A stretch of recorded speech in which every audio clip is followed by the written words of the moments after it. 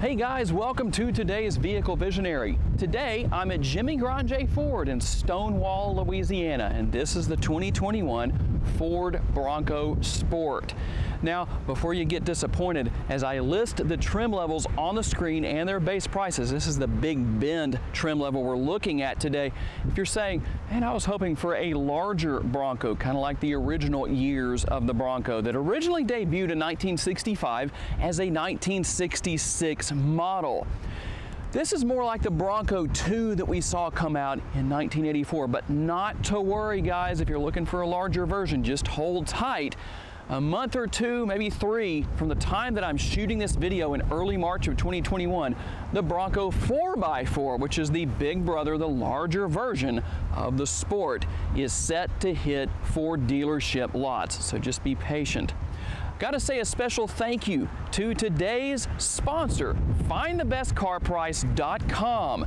If you've ever wanted to go about buying a vehicle, car, truck, SUV, whatever you're looking for, in the same manner as an auto broker would do, a professional auto broker, that's what FindTheBestCarPrice.com will do for you. They'll teach you how to go about that, how to pit car dealerships against each other as you contact them through the email templates and everything they have available for free. The training is for free.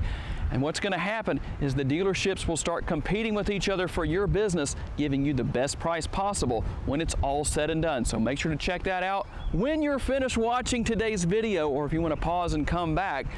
The link is down in the description of the video. It will be the very first thing you see. So let's talk a little bit about details and styling. One of the great details about the Bronco Sport is that it comes standard four-wheel drive. That is a big advantage because this model is intended to be taken off-road. Has decent ground clearance, being four-wheel drive, multiple driving modes that we'll go through later on. All of that's going to help you out if you want to go off-roading, or maybe if you live up in the mountains and you have a real steep driveway that you have to drive up and down every single day, whether it's snow or whether it's just a nice day, kind of windy today. But a day like this, where it's nice and dry outside, that's going to be a huge benefit to you in every form and fashion. Carbonized gray exterior color, one of the more popular colors it seems to be with a lot of Ford vehicles, seeing more of those on the lots.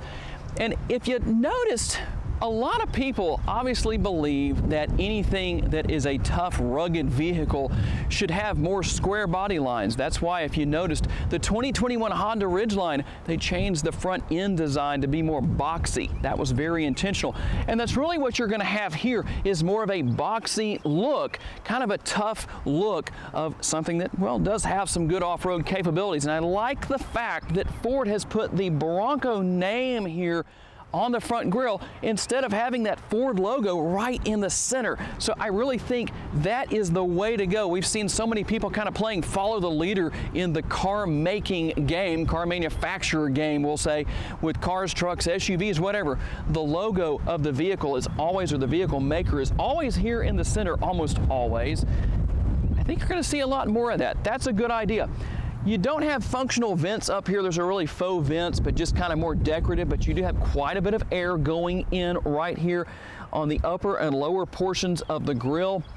Let's talk about headlights. You've got LED, I should say, not HID, but LED headlights, LED tail lights, got the daytime running lights. And I like the fact that that headlight, the daytime running light, kind of goes into the grille just a little bit, just giving a little bit of an extra kind of nice look to that. You're gonna have no trouble if you go off-roading at night, early in the morning, whatever you may be doing. And I also like just the overall design here of the hood. And while you have a little bit of a slope here at the very front for the most part, it's pretty much kind of boxy looking, so to speak, but you also have some lines here starting here on the very edge of the fenders that work all the way around. In fact, really, it wouldn't be appropriate to call that the fender. That's actually part of the hood. Speaking of the hood, let's open the hood and talk about what exactly is under the hood of this model. I definitely have to give kudos to Ford because of how easy this hood is to open. You don't have to worry about locating a hood latch. So what you'll notice on the release on the interior, it says pull 2 times. And all you have to do once you do that is raise the hood up. Now, The one knock I would have here is this. Those struts that you can use or have to raise the hood up, I'd really like to see that on all vehicles. Just think that's just a nice touch. And while a lot of people aren't necessarily going to open the hood on their vehicle, I think Ford Bronco owners are more likely to do that than, say, somebody with a super high-end vehicle that maybe is going to have it maintained all the time. Gearheads, yeah, we're going to open the hood here. What exactly is under the hood? It's a 1.5 liter turbocharged engine, 181 horsepower, 190 pound-feet of torque. Gas mileage comes in at an estimated 25 miles per gallon city, 28 out on the highway. Not terribly bad. 8-speed automatic transmission, and like I said, you've got 4-wheel drive. It's standard no matter where you go. You've got that extra stability instead of being front-wheel drive or rear-wheel drive. If you run into a situation kind of like we did a few weeks ago down here in northwest Louisiana, kind of across the south, a lot of snow, a lot of ice, things we're not used to. You're driving around in one of these, you're going to be able to get in and out of your driveway, up and down the street, when your neighbors likely can't do the same, at least not as easily as you can. Let's talk a little bit about safety features. I always like to give a partial list on the screen of some of the more important safety features. They're all important, of course, but I'll give you a partial list of what you have here as far as the latch system to keep those child seats in place in the back seat in the case of an accident. Hopefully you'll never need that, but it's there if you do. Blind spot monitoring, you've got the reverse camera, all those great features. And if you want to know more, I don't want to give you too much to read on the screen. It would be rather jumbled up. If you want to see the entire list of safety features for this Bronco Sport, check out the link to the Jimmy Grande website down in the description of the video. Now, one thing you might have noticed about the exterior of the Bronco Sport is the fact that there's a lot of plastic pieces, the bumper, the trim, all the way around the fender wells, the lower portion of the vehicle, even the housing for the rear view mirrors. When you've got a vehicle you're going to be doing off-roading with, like this one is very capable of doing and meant to use for such things, well, it's actually better for maintenance. That is beneficial. It's not that it's cheap or anything like that by any means. So what do we have here as far as wheel size? 18-inch wheels here. And you're going to notice that center cap has the Bronco logo, one of the first of many places that we're going to see that on the exterior and interior of the vehicle. Going to have black trim all over, got those black roof rails, and just a really nice overall look. You got the privacy glass here in the back. As I put the numbers on the screen for cargo space on the rear area here in the interior and towing, you'll notice this has a receiver for a towing hitch right there, so it has the towing package. You have rear lift glass here, something that you don't see a lot these days, kind of reminiscent of years gone by with older vehicles. And you have two different options right here for glass on the left-hand side, door on the right. So what does that mean? Well, we're going to just open the glass first, and there's a little latch right there that allows you to do that. If you just want to reach down inside to grab something, you can do that. But if you want to open the entire rear lift gate, obviously you can do that too. Reasonable amount of space here. You've got a 12-volt power outlet right here on the right-hand side. And tell me, guys, would you rather see a 12-volt power outlet, a USB port, or maybe both in the rear area? And good news for those of you who are not a fan of the tire repair kit as opposed to the spare tire. Underneath the floor is a full-size spare tire. And of course you can fold down those rear seats to maximize cargo space and haul quite a reasonable amount for an SUV of this size. Okay guys, let's talk a little bit about the back seat area here. Like I mentioned, you got the latch system back here for the kids. Keep them good and safe in those car seats. But I like the fact, 5'10", I'm sitting straight up. I got a reasonable amount of headroom. That's pretty good. Maybe a little bit over 6 feet, 6'1", you might start to be a little uncomfortable back here. I don't know, but it's not bad, quite impressive. I gotta say something about what I find interesting back here, if there was an interesting quirk or feature, so to speak, for lack of better terminology. You don't have map pockets on the back of the seats, but what you do have is this pouch that has a zipper on it. Pretty deep pouch, just kind of an interesting thing that I haven't really seen before in any other vehicles. You'll notice that the windows go down most of the way, about a little more than 3/4 of the way, I'd say, just in case you were wondering about that. And down there on the floor, you're going to notice another Bronco logo. You've got the dual air conditioning vents back here. You have single zone air conditioning, but in an interior of this size, I don't think that's going to be an issue whatsoever. And you've got a couple of USB ports for connectivity back here for your rear seat passengers on the lower side or area of the console. Okay guys, let's talk about what you're going to find here in the front seat. Now you might have noticed these are cloth seats. Ford really intends for this vehicle to be used off-road, which means things are going to get dirty. That's why you got rubber floor mats. Everything is easy to clean and maintain for that purpose. Push button ignition right here. All you got to do is have the key with you. Key is not anything out of the ordinary. Looks like a lot of what we've seen with the F-150s and 250s and so forth for the last few years. It does have remote start, very beneficial. And one thing that I like here, even though this isn't a new infotainment system, I do like the graphics that come up when you hop into the interior. Looks very nice, very modern. Of course, a look at the dashboard, everything you can find there you would expect. Got the steering wheel mounted controls here, what you would expect. You can go through a lot of information on the dashboard, set your cruise control, all that good stuff. This is a nice, very comfortable steering wheel, and there is that logo there for the Bronco on the steering wheel where the horn is located as well. And when it comes to the infotainment screen, of course, that is a very simple screen to use. Ford has a simple system, at least with this particular model. One thing I like here, we talked about the safety features earlier. If there's a particular safety feature you feel is too aggressive as far as something that's an aid for driving down the road, you can change that. If you don't feel it's aggressive enough, you can change that too, depending on what your personal preferences are. Everything you would expect there, it's very easy to use, navigation, all that good stuff, Bluetooth connectivity. And right here, under the screen, of course, you can control the radio, volume, and tuning which station you want to go to, back and forth, all that good stuff.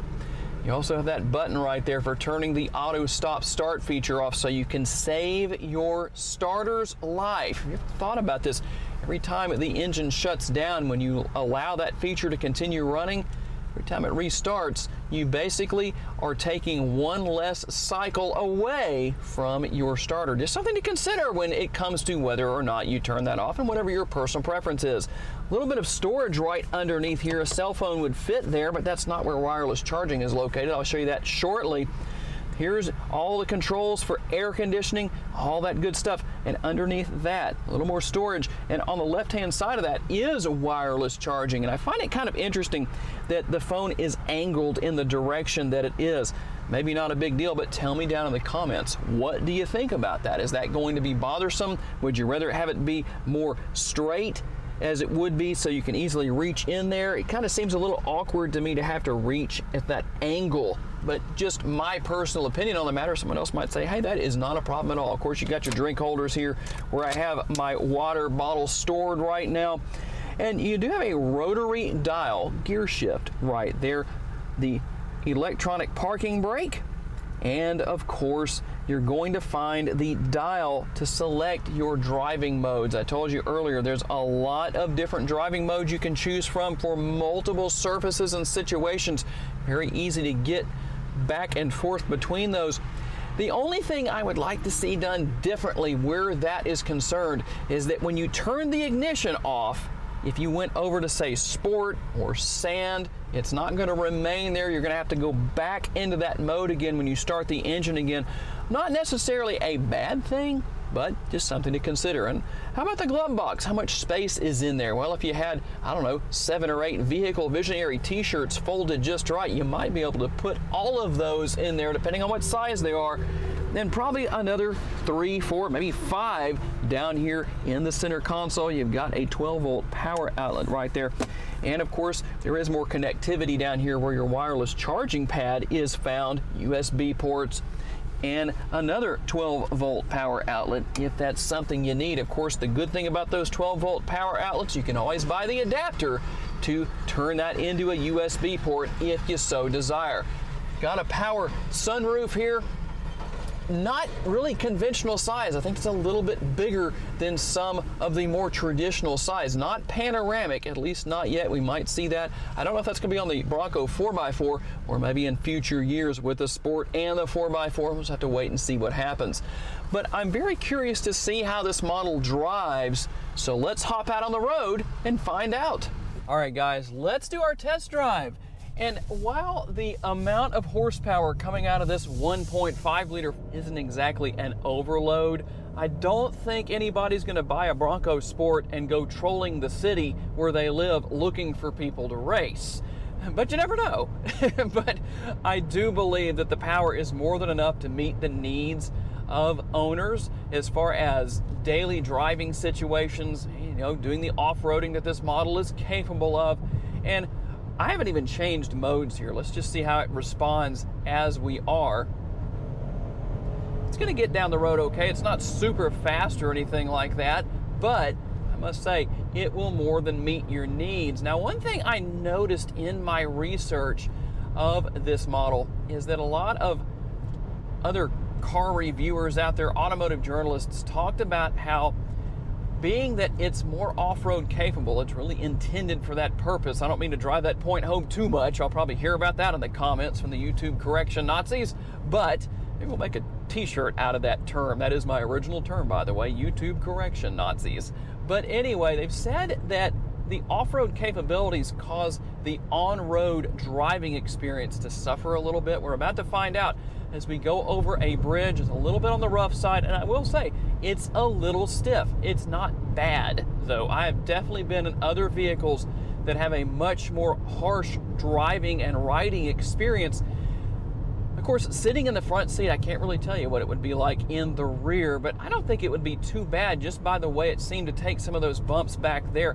It's actually a pretty comfortable ride, and like I said before, it's based on the Ford Escape platform. And again, a shorter wheelbase vehicle is going to have a little bit more of a stiff ride because it doesn't have as much length to kind of absorb and soak up the bumps as you drive down the road. And if you're wondering what exactly is wheelbase, that is the measurement from the center of the front tire to the center of the rear, or if you want to go the other way, the center of the rear tire to the center of the front tire. So one or the other basically is what it amounts to. And that is the overall wheelbase. And the more wheelbase you have, of course, the more stability you have as far as ride quality and all that kind of stuff. But there are advantages to a shorter wheelbase as well. It has a lot of better qualities when it comes to driving it in tight spaces. You can maneuver it in and out much easier. So overall, I must say, not bad. Steering is good and tight. I like the feel of the brake pedal and the gas pedal. Everything is pretty responsive here. And that will bring to a close our time here at Jimmy Grande Ford with the 2021 Bronco Sport Big Bend. Got to say a special thank you to my friends here at the dealership for loaning me this model for the day, and to our sponsor for today's video, FindTheBestCarPrice.com. Now is the time to check out that link down in the description of the video. Let me know what you think about their service, guys. Seems to be very useful. I'm interested to see how it works out for all of you who try it out. Thanks for giving me the opportunity to give you a vision for your next vehicle. I'll see you in my next video. Bye-bye.